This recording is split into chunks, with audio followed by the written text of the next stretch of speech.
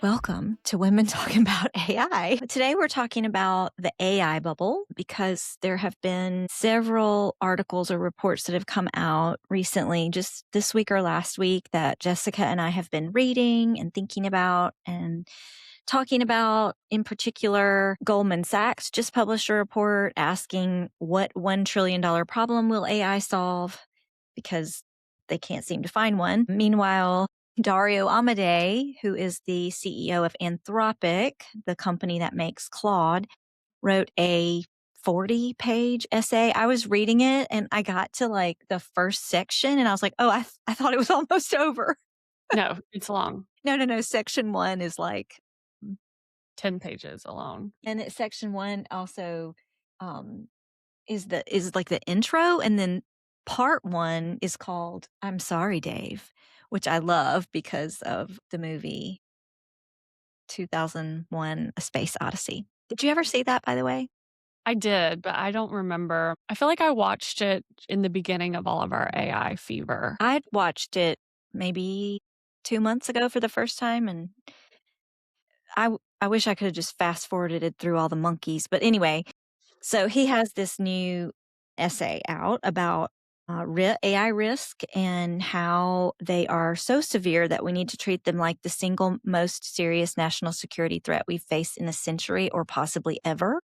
And Cory Doctorow, who is a science fiction writer and a tech critic, and what does he call himself? Activist. I think he calls himself an activist, says this is a bubble and we know how this ends. So I guess the question today is, if even the skeptics inside the industry cannot find the $1 trillion use case, then why is the bubble still inflating? Because billions keep pouring in. Women talking about AI. Women talking about AI. I didn't immediately see the connection, but when I read Dario's essay, to me it helped connect the dots of what Cory was saying in his essay in The Guardian. But maybe let's back up and just define, because there's been talks about an AI bubble for a while. I think pairing those earlier discussions with some of the recent articles we've read would be helpful. And so what did you write down? Because when we were talking about prepping for this, I was like, come up with a list of the factors that people are using to kind of characterize this bubble. Like, what exactly makes this particular instance with AI a bubble? Because it's different. Like the dot-com bubble was shaped differently, describe it a bit differently than the AI bubble. I mean, some commonalities are obviously there, but what is the AI bubble? What makes this a bubble? Doctorow, I think, makes the strongest case. He ends his article, which is also long, with these 3 things. First, the myth that AI can do your job. Then the understanding that growth companies need a succession of bubbles to stay alive. So he talks about growth companies versus mature companies. And then the idea of like workers versus bosses and investors. Yeah, those characteristics. And people are defining it a little differently, but the commonalities are, well, first of all, the bubble is in the context of the stock market.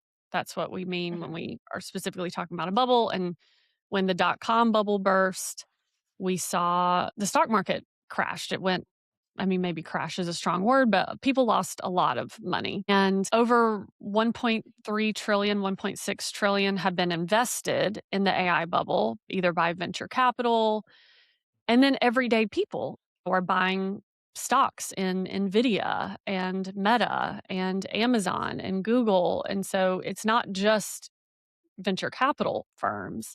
It's also everyday people, have their retirements on the line, as they did in the dot-com bubble. But now, because trading is so much easier, like we have Robinhood, we have all these consumer apps that make the average consumer capable of doing their own financial trades, where that wasn't really the case in the financial bubble. So we actually have more just regular consumers who are not sophisticated investors who are invested in this bubble. So it's like the risk is higher with the bubble popping. The government has also taken stake in these tech companies. So now the government is playing a role in it. while at the same time really decreasing their regulatory oversight. Yeah. Yeah. And so that's the bubble is when we talk about the bubble, we're talking about the market. And the valuations, aka the stock prices of these publicly traded companies are severely inflated. They're saying the bubble is inflated because uh, they're valued at more than what they're actually worth. And at some point, either AI has to catch up to their valuation or people are going to realize that these companies are not actually valued at this much. And then the stock prices are going to plummet and then people lose their money. And obviously, no one knows if this will actually happen or when. It does seem inevitable just based off of what we know based on previous economic conditions and bubbles. But Cory Doctorow made a comment in his essay in The Guardian that really stuck with me. And it was like, what makes this bubble different than a previous tech bubble is the fact that AI technology is so expensive and what it's replacing doesn't warrant that expense. So it doesn't make sense as a company to provide and invest money into a technology that's going to replace low wage jobs when the cost of building that technology is 6x what those low wage jobs are. And I hadn't heard it phrased that way. Just that phrasing just hit me a little bit different than other conversations I've heard. Because what's happening right now is corporations, like I said a few minutes ago, 1.6 trillion has been invested in AI, yet corporations have only spent around 252 billion, which is still a lot of money, but it's nowhere near the investments. And that's typical. Like typically it takes a while for it to, catch on. But, Cory, I think aptly said that right now there's no indication that it will. AI right now is just an efficiency layer on top of existing workflows and processes. It's not fundamentally changing work, but there's so much hype. And so therefore the tech giants, in order to keep this bubble inflated, they have to hype the software. They have to. Otherwise, people are not going to believe in it. And so I was thinking about that when I was reading Dario's essay in the beginning. Even though he's talking about these risks, he's still very much in the foreground saying AI is going to change the world. We're going to have super intelligence in 1 to 2 years. It's inevitable. And that sort of hype, he probably genuinely believes it, but it's absolutely necessary. They're incentivized to hype up this technology because if they're wrong, then their companies are worth not nothing, but significantly less than their stock value or than what the shareholders are saying it is. And so that was interesting to me. Yeah, the thing about the Amodei essay that there was two things I think that are related to what you were just saying. One is that he seems to want people to judge him on his intentions rather than his actions. Like there was this whole section where he talks about how Anthropic continues to talk about AI risks, even whether or not it's politically I think the word he uses is like popular or not. Like we were talking about when it was popular, and now that it's unpopular, we're still talking about it. And Mhm. then my question was like, okay, but like, what are you doing about it? Because we all want people to judge us on our intentions. I mean, at a personal level, I can't tell you how many times I will call out somebody's bad behavior, and then someone else will say, "Oh, yes, but they had really good intentions." And then the other thing, and this is related to the regulation and what you were talking about, the value of the company is when he writes about regulation, he says he believes regulation should be judicious and is needed to some extent. And the needed to some extent is the to some extent is in italics. So he really wanted to emphasize that, obviously. Yeah, because they don't wanna be regulated. It's not in their best interest. They wanna be free to do as they wish. And then in the Trump administration, it's being pushed under this agenda of, like, this is going to help the free markets. It'll help us compete with China. But really, Trump is just pushing that regulation upstream so he has Mhm. more control over it. Yeah, I mean, Amadei even says like the risk of regulation is destroying economic value. I mean, he writes that directly in the essay, which is interesting to me because it's who at Anthropic is making the most money? Probably him, I assume.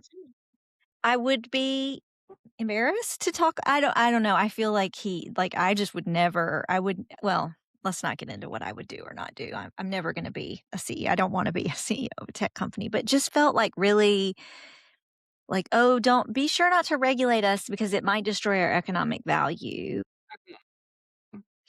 And, and I'm the one who would lose the most.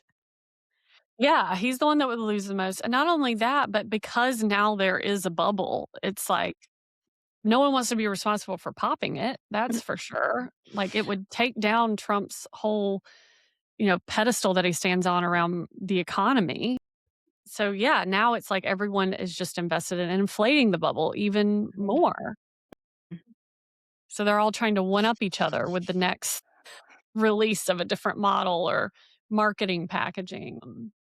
It's just, I think what is in our best interest as citizens is fundamentally, shocking at odds with capitalism in this sense. Like, there does need to be regulation. What frustrated me about Dario is he doesn't really take responsibility for his role in all of this. He makes these comments in the introduction about how, oh, well, if we were more selective around the data we fed into the models, we would be able to better predict their behavior. But yet they didn't do that. They bought in on this idea of scale because it was faster to just take all the data and not be selective. And it's just like, it's not inevitable. That was a choice. That was a deliberate choice that was made. And it wasn't just bound to happen. And in the section where he talks about he's trying to create like some sort of a storyline that we can follow, or I don't know if you might call it a metaphor, but he talks about he basically says there's one possible meaning of powerful AI, but that is culturally constructed. I mean, he uses the metaphor of a country of geniuses. The country of geniuses obviously speaks English, reads Reddit, is like absorbed in tech bro Silicon Valley problem solving frameworks or something like that. And this whole idea of democratizing, I cringe now when I hear that word, partially out of like, I used to use that word a lot. And when you know better, you do better. So I am glad that I know better now, because the way I see it now is that like that training corpus, all of their training corpus, it doesn't matter which AI company you're talking about. And by the way, we forgot to mention that one of the neat little stats in the article from Doctorow is that there are 7 AI companies that hold 1/3 of the stock market. That's shocking. And they're passing around the same $100 billion IOU. It's like OpenAI invests in Oracle, invests in Intel, invests in Microsoft, invests in OpenAI, invests in NVIDIA. Yeah, and then like paying each other, like Google paying Apple not to create a search engine that is competitive with them. But anyway, back to this idea of the the democratizing. Yeah. The training corpus is radically non-representative. It's just a snapshot of, I don't know, whatever English speaking stuff was on the internet. I mean, yes, there are other languages, but it's dominantly Western. It's weird from that psychological framework, capital WEIRD. It's Western, it's educated, industrialized. What's the R? I always forget the R. Religious? No, rich. Rich. And democratic. And I don't even know if democratic is true anymore. I mean, our government has moved in a radically different direction. But, a lot of people are talking about how this is like colonization, like this is very colonial, because it takes this culturally specific, this thing, this corpus or database, the back end, the data, all the things they scraped and put into the machine. And they're calling it universal. And it's very specifically Anglophone and Western. I just want to give our listeners a really simple example of what a corpus is, because I didn't know what that was until I started working with you. If I were to take all of my company documents and emails in order to create a customer service chatbot that's trained on how I want my team to handle customer service, then that would be a corpus. It's just all the documents related to a specific task that I'm training the AI on. When they built these large language models, they just took everything on the internet. So it's just all the data on the internet is this big back-end corpus for like OpenAI and Anthropic. But whenever you hear about a really domain-specific model that's just for medical or just for pharmacology or like Westlaw, just for legal research, those they have their own corpus or knowledge base that's trained on exactly the data that's needed for that use case. And so those are what we mean when we say like a domain specific model or corpus versus these big generic corpora. And corp comes from the Latin root body. So it really just means like a big body of text. And it can be written text or oral text or anything. It could be images, it could be a corpus of images, but it just means like a collection of something. And so the kind of applied linguistics that I studied is corpus linguistics. My dissertation and my research is about corpus linguistics. We have some research coming out soon, I hope. We're writing it up now, but it's just a body or collection of text. I wanted you to talk a little bit about the idea of like inevitability, and Amodei seems to need AI to be inevitable, and maybe to talk a little bit about like growth stock dynamics, because that was something I had never understood or heard of before. And then the other thing, before you jump into that, I just want to say I also really like how Doctorow talks about the TINA trap. The TINA is an acronym for there is no alternative. And he basically says that this is not an observation, it's sort of a demand. And Amodei really seems to have a version of this that is like AI is going to There is no alternative. there is no alternative, accept it. Yeah, like this has to work. They're all betting everything. Yeah, I mean, I had written down some quotes from that essay. He says, it was probably inevitable the instant humanity invented the transistor, or arguably even earlier when we first learned to control fire. And then it's like, okay, but if we don't build it, China will. And if democracies regulate it, autocracies won't. Where are we on that spectrum? And then, like, therefore, race ahead, but do it carefully, be judicious, regulate it to some extent, in italics. So anyway, like, what does he get out of claiming the inevitability? Well, he gets Anthropic as a growing, booming company, and he's heavily incentivized to say those things, even if he doesn't believe it. So much of, and I'm not saying it's obviously not binary. These can't be the CEO of a company and not somewhat believe in what it's doing, but that doesn't mean that there's truth in it.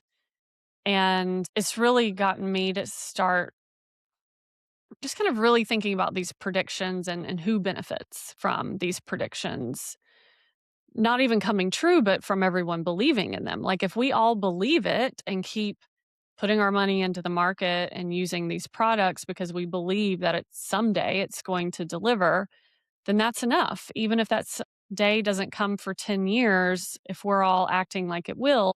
But if we start questioning it and start poking holes in their logic, then they're no longer going to have the money that they need to build this AI that they're trying to build. Because from what I understand, the super intelligence they're talking about, it doesn't exist yet, but they need the continued investment to build it. It reminds me of Elizabeth, I cannot remember her last name, Theranos. She was the Stanford dropout who said that she had created a medical machine that uses one drop of blood to do like hundreds of blood tests. And she was once like considered a self-made billionaire. Theranos was valued at like $1 billion until a reporter came in and realized that it was all smoke and mirrors, that they were just using regular machines. But she genuinely believed that they were just around the corner of actually building the technology she had set out to build. They made a case out of her. They sent her to prison and she had a baby in prison. Like that's how pissed they were that she lied. She defrauded investors. But people, I read the biography on her, and the reporter who has interviewed her has said, like, she genuinely believed that the technology would come. She felt like it was like any other Silicon Valley startup where you start with an idea, you have to have a vision, and you need to get money and keep people on board until you achieve the vision. But you believe you have the secret sauce to get to that vision. And she just didn't have time. She ran out of time. The whistleblower found her out. And so I think about some of that. Like, I don't think that these CEOs are intentionally misleading people. I mean, maybe there's definitely some marketing stuff going on. Like, let's go ahead and be the first to announce this. But I think that they genuinely believe that this is just around the corner. And if we stop believing it, then they're not going to have the money to get there. And so they are the ones who are directly benefiting from this narrative. And this idea of an inevitability, I'll admit, I bought into it. Like, it just felt like all of this was inevitable. But the more conversations we've had with other experts on here and the more I've read, it's beginning to become more clear to me. These are choices that are being made. I mean, if you believe the story that was told by Karen Howe about the empire of AI and OpenAI, like, they've been fiddling with this approach for a long time. And then they were finally just like, the answer is scale. We need all the data. And they did get there, and they probably got there faster with that approach, but it doesn't mean it's the only way. But because they achieved it first, everyone else is just falling in line with that approach because that's the fastest way to get there. But it doesn't mean that it's inevitable. I mean, we could choose, I say, we, but these tech companies could choose to find alternatives to billion-dollar data centers that suck every resource out of their local communities. They could say, we're going to put our energy into figuring out an alternative, not buying in on this. But these are choices that are being made. Mm-hmm. Nothing is inevitable. There are always alternatives. Like, when have you ever faced a decision and there was only one way to go about it? It's really just a total lack of, I don't know, but they can't say that because otherwise their plan isn't going to work out. Right. And Doctorow makes a case about growth versus mature stocks that I Well, am not going to pretend to be able to explain, but it's something about how stock is traded and valued when a company is considered growing versus mature. And he uses like Amazon and Target as an example. yes, people want to invest in growth stocks. So, like, Amazon has always been a growth stock. They're constantly innovating. And so the innovation isn't just for the purpose of the business being more efficient. It's also for their shareholders. Like, in their quarterly financial calls, they want to show growth. I mean, just not too long ago when Meta had their first earnings call and they had actually earned less than their predictions, their stock fell more. It wiped out like billions in one day. The single biggest stock drop ever, maybe? And so these companies have to show growth. It's not enough to just stay super profitable. You have to show growth. And as consumers and financial analysts, they're always looking out for those growth stocks.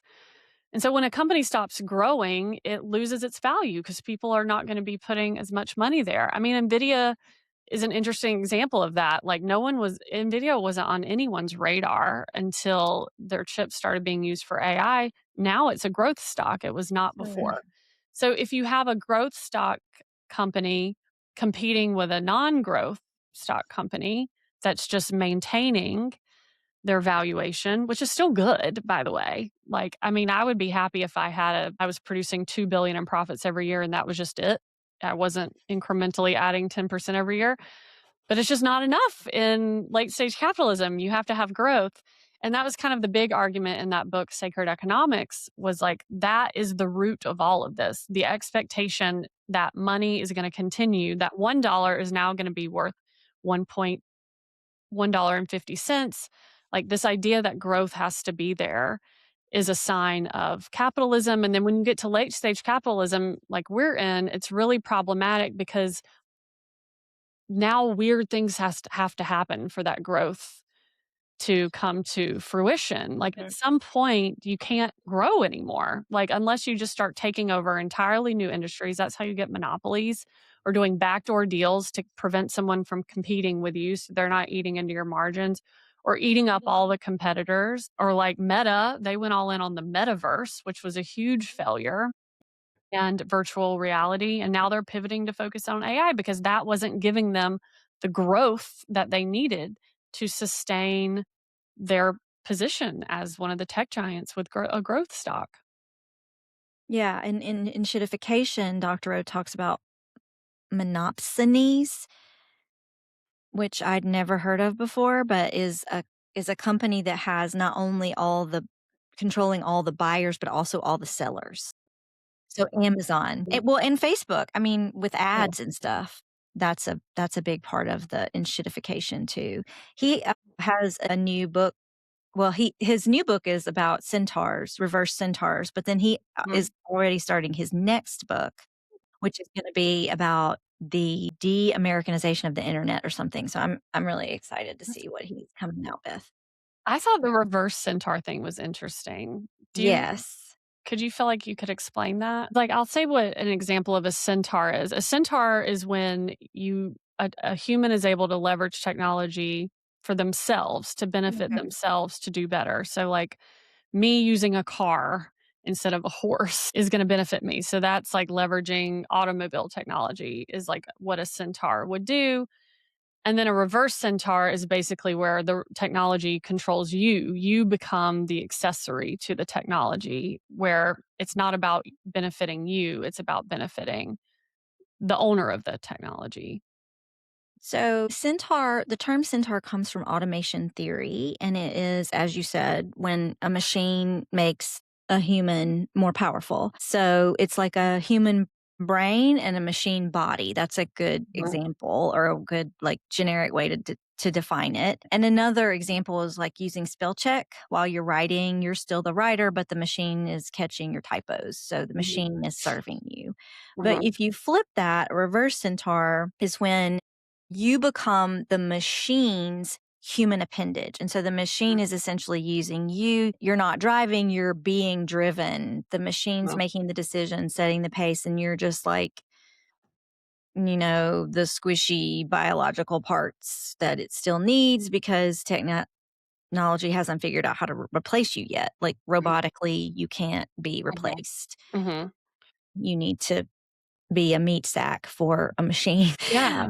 Well, and then they're saying that's like with large language models like OpenAI, Anthropic, they need us to continue producing content in order to train their models. I mean, they've already started tinkering with synthetic data because they've used it all. They've exhausted all data on the internet. And so you could say that it's a reverse centaur situation. It feels reciprocal, like you're using the LLM to help you, but they need us as much as they need us more than we need the LLM. Mhm. Yeah, he gives a lot of other examples, but early on, maybe back in 2023, there was this like real call and concern, and it sort of just dissipated for the idea of self-consuming training data. So, like an AI trained on AI outputs, Mhm, because the internet is all of a sudden going to be full of AI generated content, and new AI models are going to scrape that internet for training data, and then they're training on outputs from previous AI models. So it's like a fear of model collapse where the quality degrades each time there's a new generation. mhm, Um, and an easy way to understand it is like a photocopy of a photocopy of a photocopy, which mhm, essentially gets degraded over time. And what I would call that is like some sort of corpus pollution. I mean, what happens on the back end of the language model is that the statistical probability becomes increasingly detached from like actual human communicative intent or a function that a human is intending to be a real communication. And Mhm. so each time there's a generation, and Doctorow talks about this, he uses the word eerie, which is a coin termed by Mark Fisher, who's a cultural critic or theorist. But eerie means like surface features of human communication, but less and less actual meaning underneath. And it can be applied to art, like images or video or text itself. But it Yeah. matters for the bubble because the country of geniuses that Amodei's talking about in this essay is getting dumber over time because it's eating its own output. Mhm. But investors don't know this is happening yet. I don't think legislators have a clue it's happening. So in terms of regulation, I don't know that.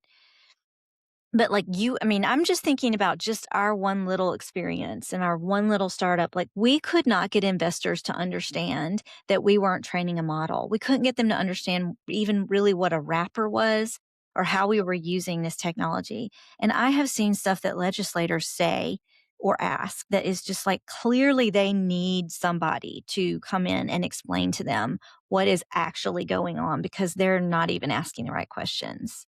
No. Well, and they're bringing in the CEOs of these companies to explain it. It's like conflict of interest?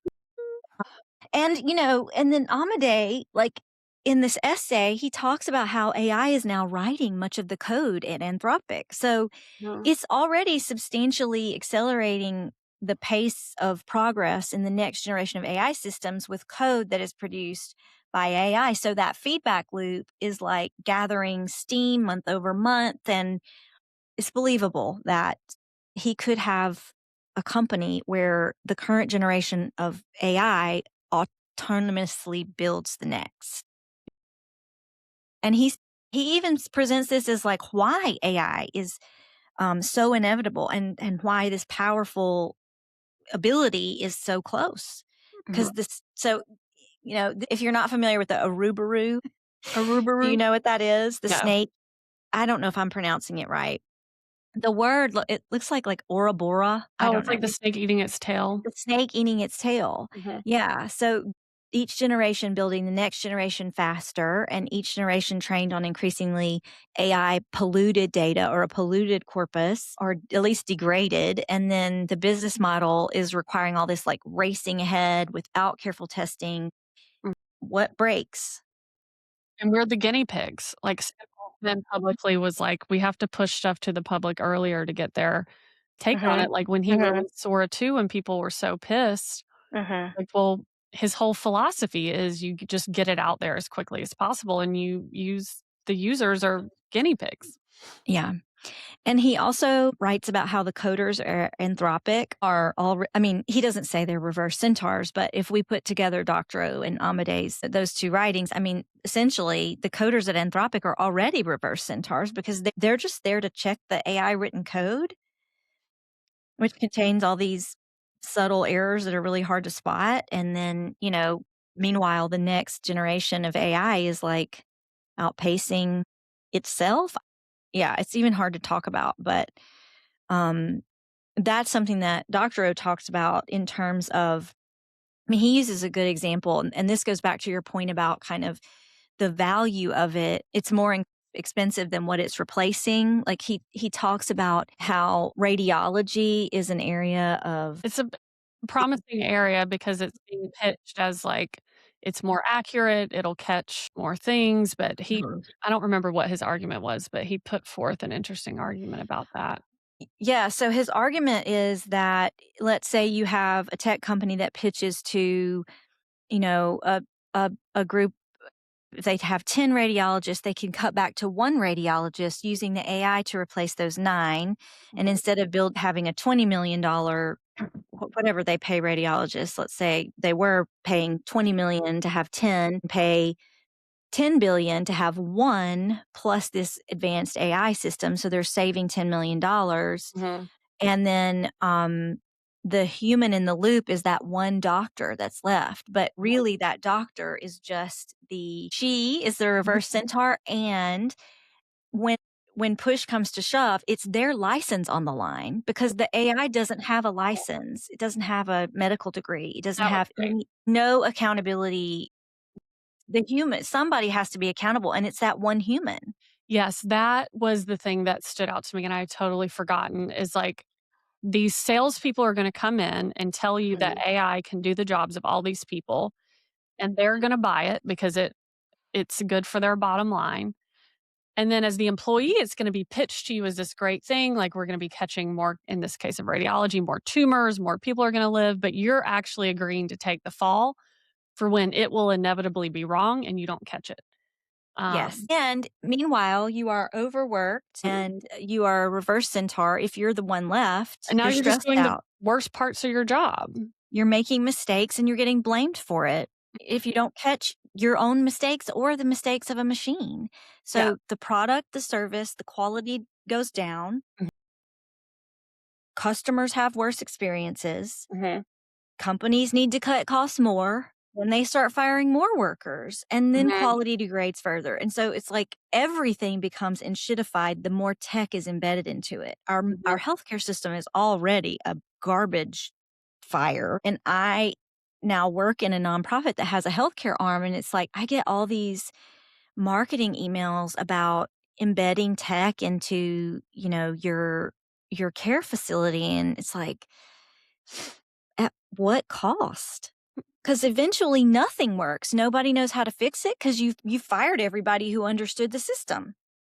Yeah, you're fully dependent now on this Mhm. AI system that, by the way, is always gonna be sold to you as a thing that's gonna save you money when you think about a salesperson pitching to a CEO.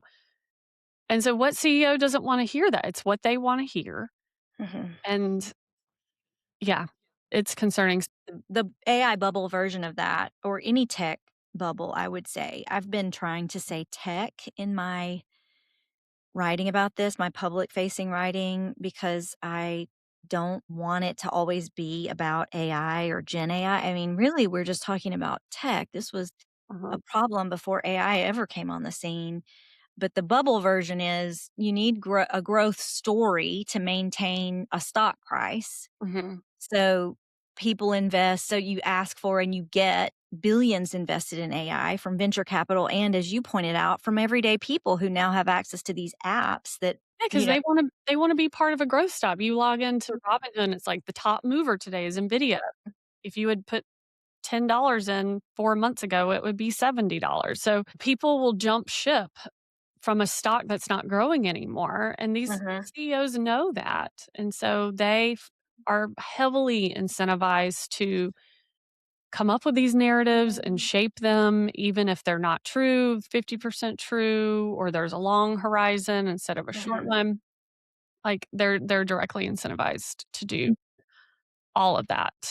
Um, And I like that you use the word narrative or like story, because there's a lot of research about not just in marketing, but in all kinds of things that says, people don't believe the truth, but they will believe a story. There is Mhm. something about the human brain that is like designed to hear and pick up on and connect with a story.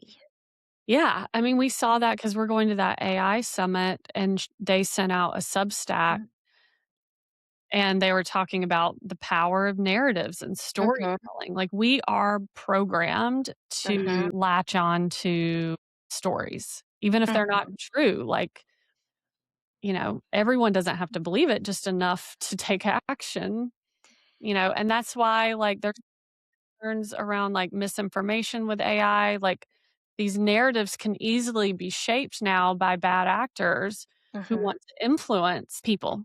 Yeah, in that Goldman Sachs report, I think there was a line that was like, "We have no story."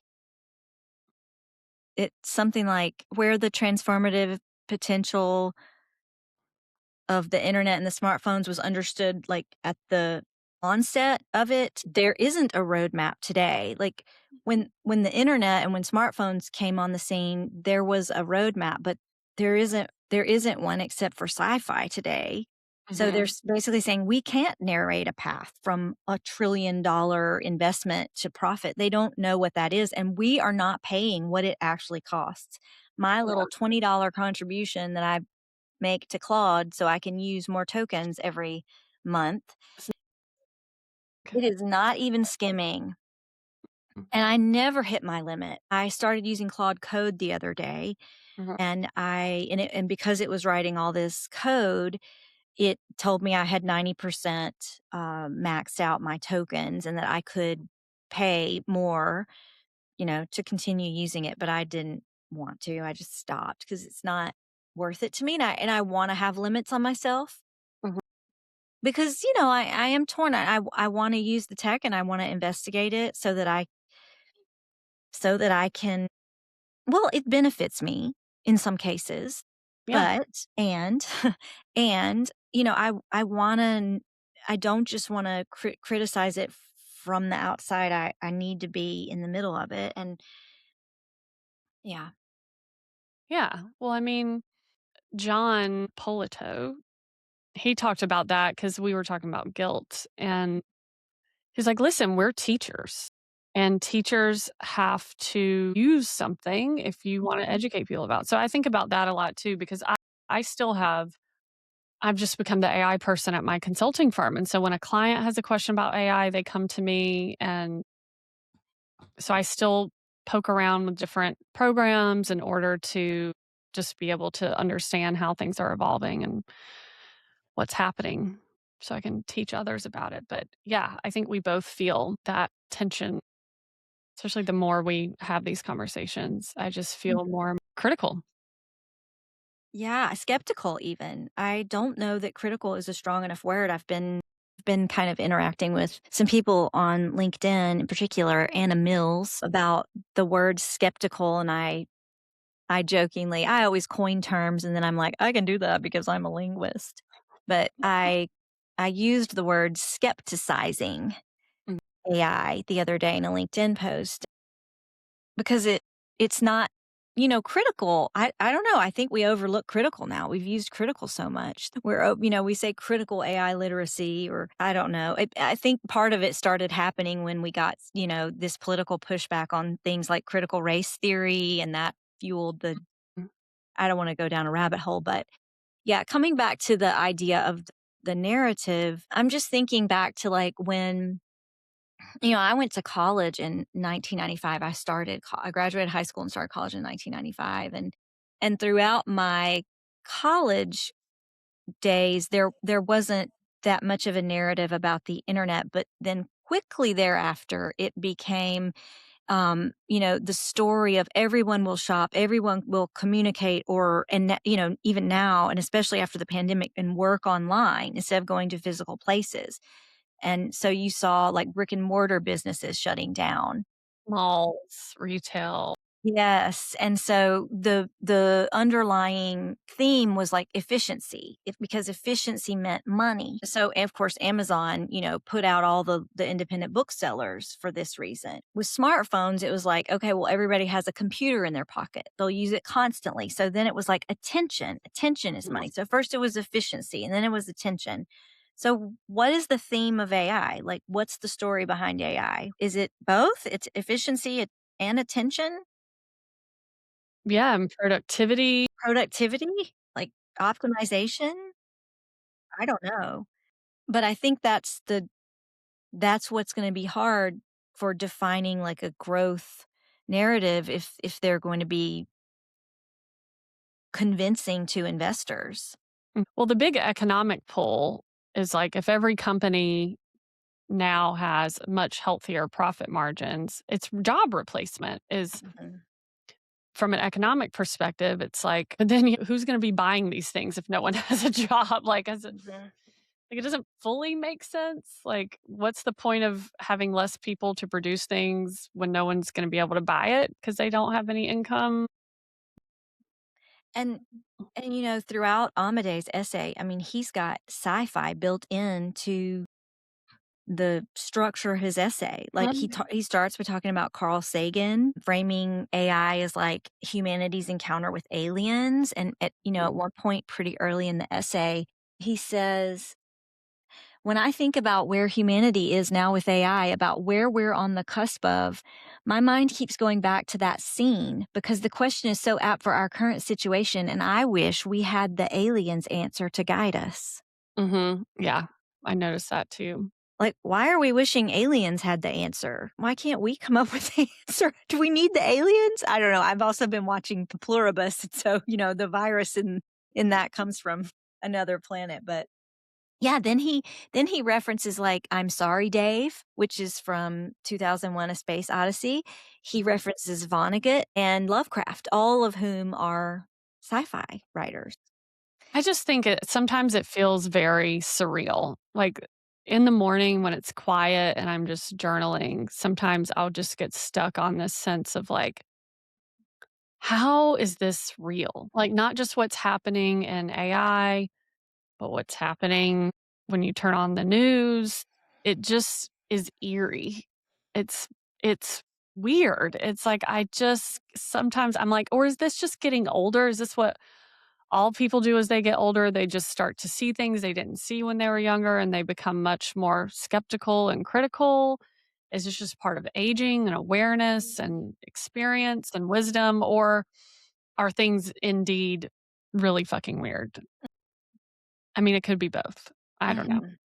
It's bonkers to me that we're even having these conversations about countries of geniuses and deregulation and losing all the jobs and a bubble popping around trillions and data centers ruining. I don't know. It just feels like the most extreme version of everything is happening at the same time. Yes, that's a good way to put it. Like the boosting of the storyline is like maxed out. Yeah, it's like, okay, can we just like take it down a notch? Like, do we need all of this? Like, it feels like we were doing just fine, maybe. I don't know. Something I've been thinking about lately that I have a mentor who said to me, when you're extremely busy, you need more meditation in your life. You think you need less because you think you need to be focused on your tasks. But the Mhm, busier you are, the more pauses you need. mhm, And that is, I feel like individually and collectively, like you can't do it. I mean, we have no control over, what most people do, but individually, I have been doing a lot more pausing and really, really looking at like, okay, what is the story I'm telling myself in the midst of all these other stories? Because I go to the gym and I walk on the treadmill and I try not to look at the news screens that are plastered right at eye level. But mhm. I would swear if an alien came and was standing in my spot on that treadmill looking at Fox News versus MSNBC versus whatever else, it would be like they were telling different stories about different countries. I Totally mean, different realities. everybody's writing some sort of a myth.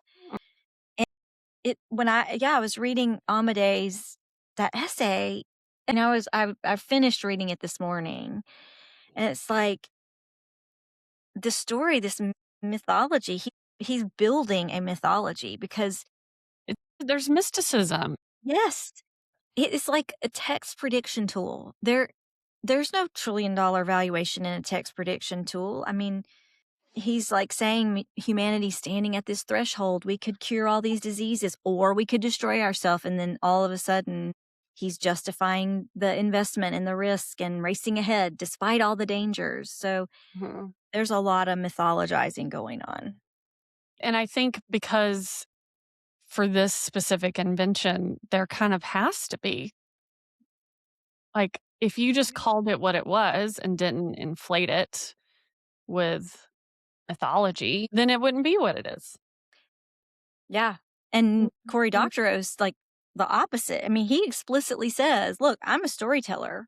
I'm a Mhm. science fiction writer. My job is to make up fake future stuff about our current technical situation. And he says, I don't predict the future. No one can predict the future. Right. And then he calls them out. He says, look, they can't stop talking about this day that, he has such funny turns of phrases. Spicy autocomplete machine Mhm.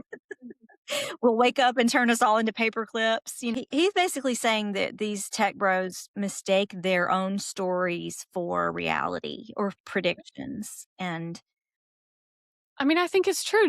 I feel like we drank that Kool-Aid in the beginning. And we've talked about this really openly even last week where You can't think clearly when you're trying to build a company and make money for your investors.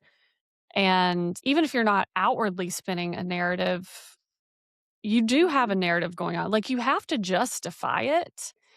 It's like, I have to do X to make more money or increase our valuation. So then you justify it, Mhm. justify the action, even if your intention is something else. Right. And we did that. I mean, obviously, we weren't very influential like these other CEOs, but, like, it happens on all levels no matter what's at stake. We all make decisions and try to justify them and spin these we have these narratives in our head. But I feel like we're seeing the strains of that. The cracks Mhm. are so much more obvious to me now.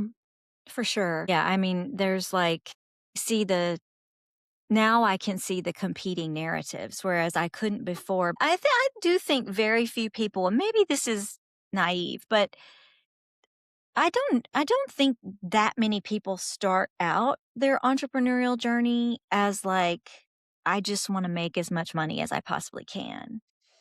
They have something, some real problem that they want to solve, something in their life that needs a solution, be it a teacher who, with like us, with graduate students, or Arlene with her son. It's not, I think what academics often pinpoint is like the greed, but Because here's the thing, it's like, yes, you start out wanting to solve a problem. So it's like it's coming from a place of genuine you're not there are opportunists out there, but I do think you're right. The majority of entrepreneurs who go on to start a business are inspired by something. They Mhm. have a passion. But the minute you take on money or you start having to now you have the responsibility of other people for their income. There's no way that you can always make the best quote unquote decision because you're always going to be clouded by those sorts of decisions that need to be made. It's like, okay, well, maybe this doesn't align with my value, but it's going to allow me to pay my employees another year. They depend on me. And that might be true, but it's also like if you question that narrative, well, these people are employable and they can go get another job. But now you're buying in the narrative to keep the thing alive and to keep it growing and flourishing.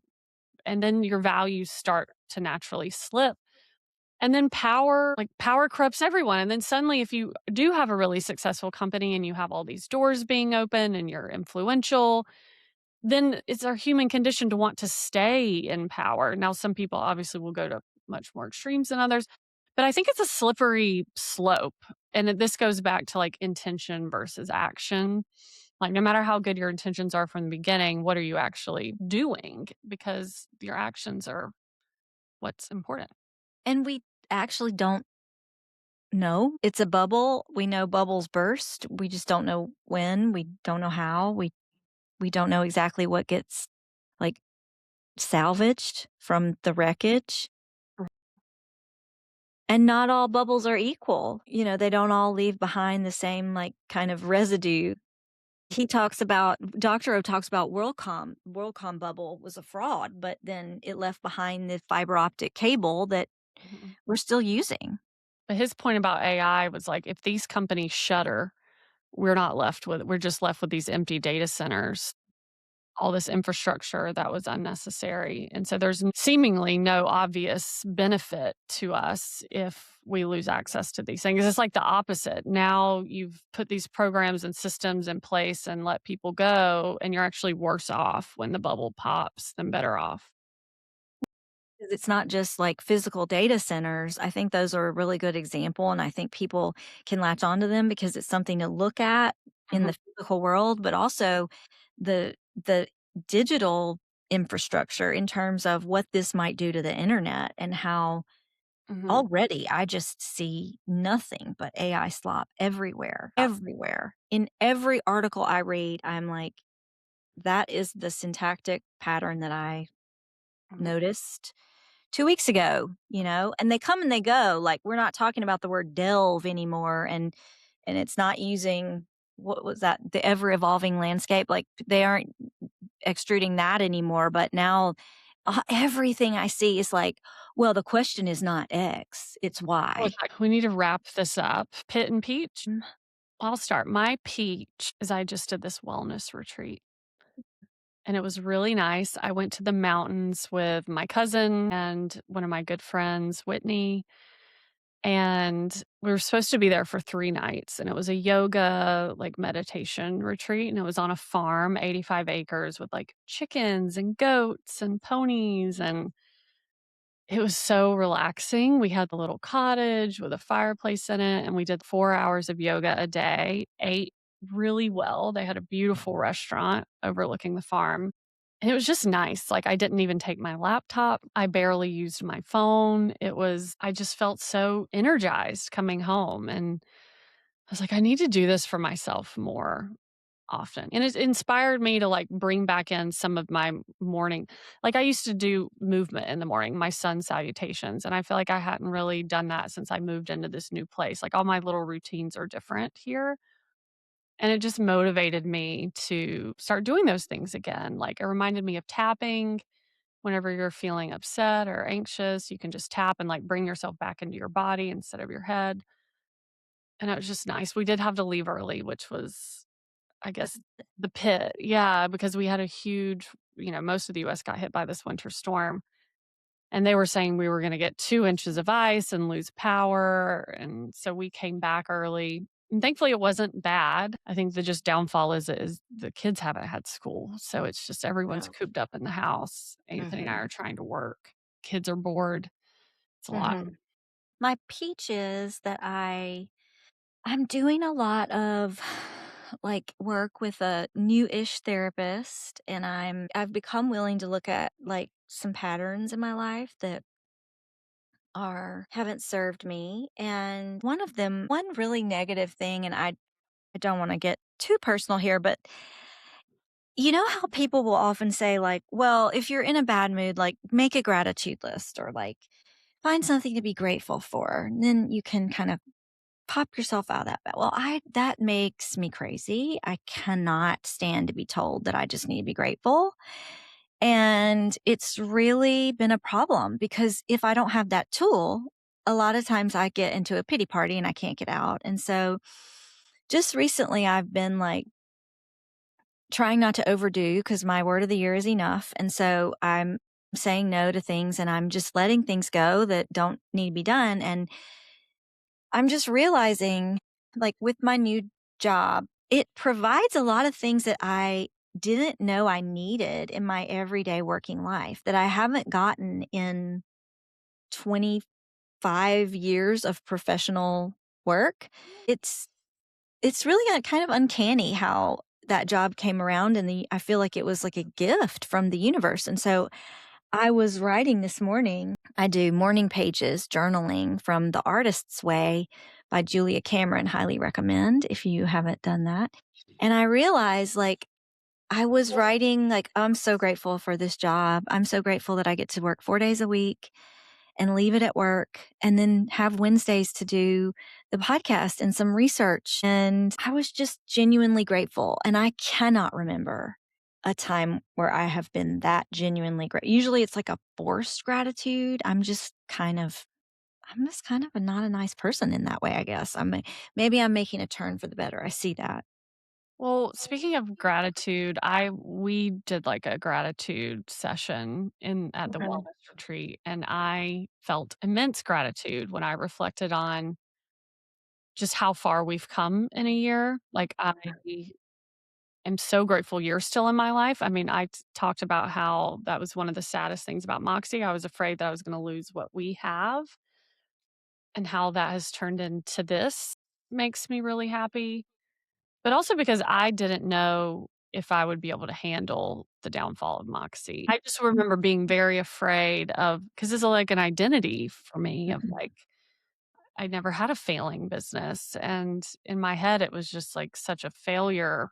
But that's not how I responded. And I think part of that is I wasn't doing it alone. You were in it with me. And we always balanced each other out very well. I think we still do, where you would kind of help me see it from a different perspective and I would help you see things from different perspectives. And I just feel like things worked out. I don't really believe in fate or destiny, but it just feels like things worked out in a way that I could have never, ever predicted or imagined. And I'm very happy with where things have landed.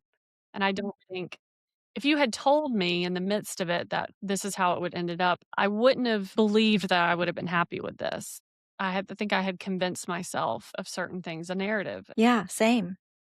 I had convinced myself that I was always going to be a teacher or a student or some sort of academic. And turns out I can do that on the side. And I'm happier that way because I don't put my worth on the line Mhm. to prove it. Same with this podcast. Like we've just said, our goal isn't for this podcast to make a bunch of money.